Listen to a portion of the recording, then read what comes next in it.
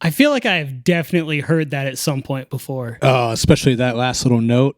It's perfect. Yep. No, those guys are great. Again, just kind of like for that style, it's like it's kind of one of those things where it's like it very much like doesn't do anything new necessarily, but it's one of those things where it's like you can point to that as like this is where this style was like perfected. Especially too, like I think it's also very impressive. They're a 3-piece, and they sound huge for a 3-piece. And the guitar player does not play with a pick. He does all that with just like finger picking and follows the vocals. Like if you look up live videos from them, I mean, the dude just fucking shreds, and he's doing it all just on fingers and fingernails, and like, you're like, what are you doing?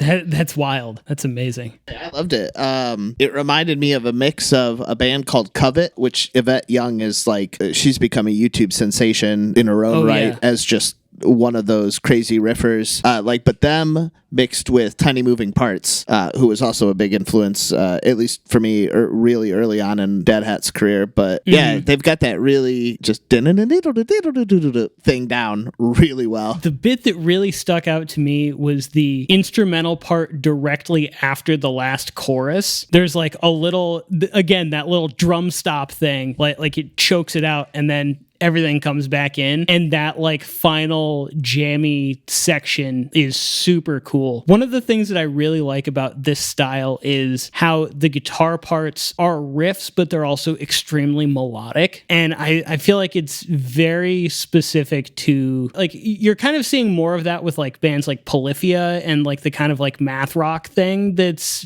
been popping up, but like up until then it was very unique for that to have like riffs that also had like an internal melody in them, and I think that that's super cool. Well, especially too, like when a lot of these bands are coming through, obviously they weren't as big as they are now. Like, you talk American Football and some bands like that, and it's, when they were putting out albums, like, it's not that no one cared, but it was like they were very underground. They were that hip thing to listen to, right? Because it was different. And a lot of the music now is taking bits and pieces of that and incorporating it into this new wave, right? So it's like you have your pop punkers who are playing like, shreddy Midwest emo parts, and it's like this big full song, but then it has a breakdown. You know what I mean? Like it's almost a tip of the hat, but to me it's not the same. To me it's one of those things. I think that new style is just a tribute to how globalized the world has become because of the internet, that you can take all of these different styles that were such underground things just 20 years ago, and now you've got some of the biggest bands in the world, and all of their influences were super underground stuff, and they're bringing together a lot of things that previously the scenes might not have coexisted, or they might not have even known about each other, and things like that. And I think that globalization and the meshing of different styles is really what makes modern music so interesting to me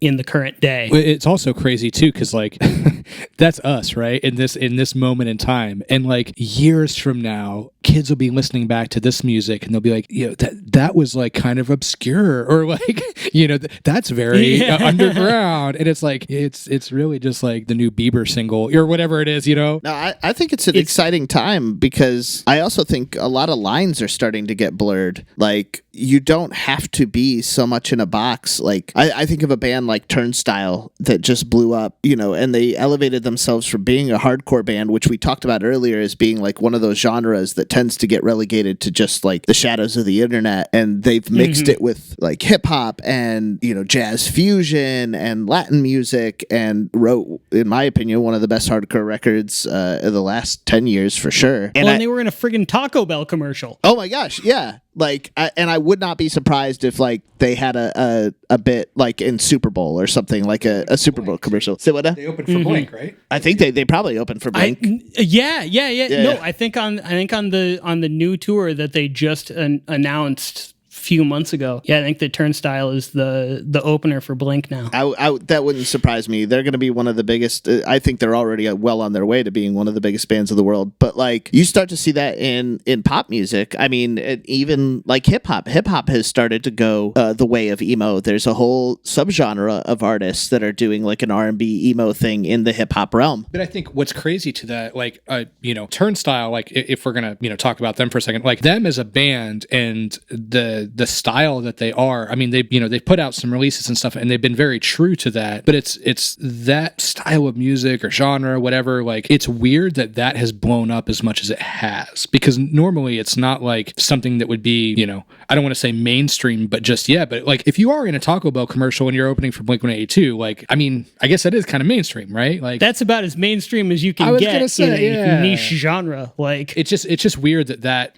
style, people have latched on to recently. I think that I think it kind of comes down to, like, in the past few years, pop music has started to welcome in more aggressive ideas, like, not exactly, but kind of starting with like the dubstep and like the super like growly, dirty bass and like things like that. I think over the last decade, pop music has become more and more okay with, or even like promoting these kind of like dirty kind of sounds and more aggression, and then you get into like hyperpop and things like that. And a lot of these hyperpop artists are kind of merging the aggression of like rock and metal and that EDM and hardcore and things like that, and putting it into pop music. And I think that it's just been, over the last decade, we've just seen more and more and more of that like filthy, angry, distorted kind of sound, and that's just the way that things have been going. Oh, I agree. I think the biggest thing that you could point to, if there's like a watershed moment, is the Ed Sheeran "Bring Me the Horizon" collab. Like, is there anything bigger than that? Like, well, and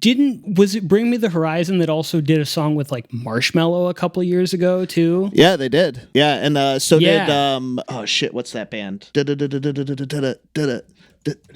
Day to Remember. Yeah. Every hardcore kid just heard me do that part and got really stoked. Yeah, let's go. If you know, you know. And if you don't, I don't know why you're listening to this. And for my fourth song, I'm going to pick A Day to Remember. Let me tell you about this little known song, band. We're just gonna listen.